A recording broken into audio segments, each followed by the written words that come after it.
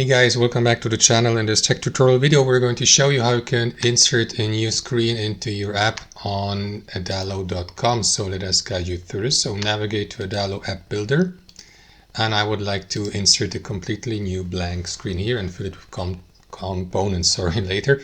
To do that you will need to select your app first here from the top menu.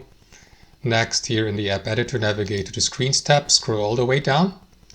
And here guys, click into add screen, give your screen a name, select either blank screen or this method, select create screen, and after that the given screen will be inserted so that you may position it here on your layout and fill it with content by using that button here in the top left hand. Insert lists, buttons, images, texts, drop down menu sections, and so on and so forth guys. That's how it works. Thanks for watching. Hope you enjoyed it, got some value from it, and we'll see you next time on our channel.